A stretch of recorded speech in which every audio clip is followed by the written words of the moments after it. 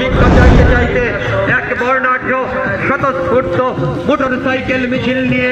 ধীরে ধীরে আপনাদের সামনে দিয়ে এগিয়ে চলেছেন রামনগর বিধানসভা কেন্দ্রের উপনির্বাচনে ভারতীয় জনতা পার্টির মনোনীত প্রার্থী আগরতলা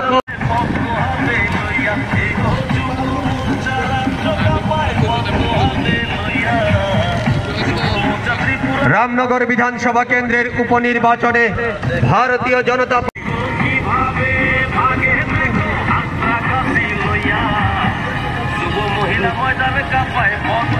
সুশান্ত দেব মহোদয় উপস্থিত রয়েছেন রামনগর বিধানসভা ভারতীয় জনতা পার্টির পশ্চিম ত্রিপুরা লোকসভা কেন্দ্রের মনোনীত প্রার্থী রাজ্যের প্রাক্তন মুখ্যমন্ত্রী বিপ্লব কুমার দেবের সমর্থনে এবং রামনগর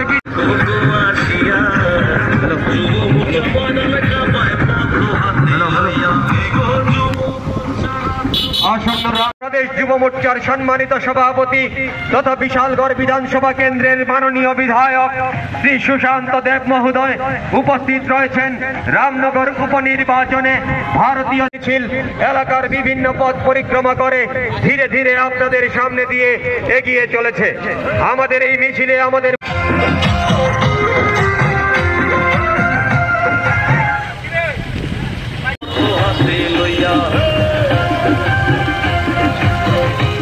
ভাই সাউন্ডটা বাড়াও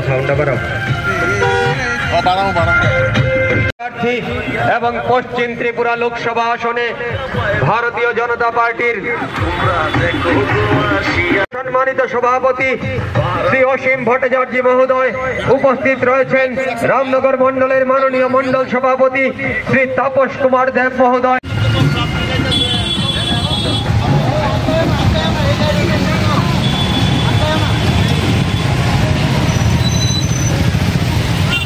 এবং কংগ্রেসের বিরুদ্ধে সর্বাত্মক লড়াই আমাদের ভারতীয় জনতা পার্টির মনোনীত প্রার্থী পশ্চিম ত্রিপুরা লোকসভা কেন্দ্রের সাধারণ নির্বাচনে আমাদের প্রাক্তন মুখ্যমন্ত্রী বর্তমান সাংসদ সকলের প্রিয় বিপ্লব কুমার দেব এবং উপনির্বাচনে আমি নিজে প্রার্থী হয়েছি রামনগর উপনির্বাচনে আমাদেরকে বিপুল করে জয়ী করার জন্য আহ্বান রাখা হয়েছে সমস্ত নির্বাচক মন্ডলীর সমস্ত অংশে। আজকে তারই সমর্থনে এই দুই প্রার্থীর সমর্থনে ভারতীয় জনতা পার্টির মনোনীত প্রার্থীর সমর্থনে আজকে সুবিশাল বাইক র্যালি আমাদের রামনগর যুব মোর্চা মণ্ডলী যুব মোর্চার আহ্বানে এবং উদ্যোগে আমি বলবো। সেক্ষেত্রে আমাদের মধ্যে রাজ্যের যিনি প্রদেশ যুব সভাপতি আছেন বিধায়ক সাম্প্রদায়িক আছেন, আমাদের সঙ্গে ডিস্ট্রিক্টের সভাপতি আছেন অসীম ভট্টাচার্য এবং আমাদের বিভিন্ন নেতৃবৃন্দরা যারা আছেন সকলেই এই রামনগর বিধানসভা অন্তর্গত সমস্ত যুবক ভাইয়েরা নেতৃবৃন্দরা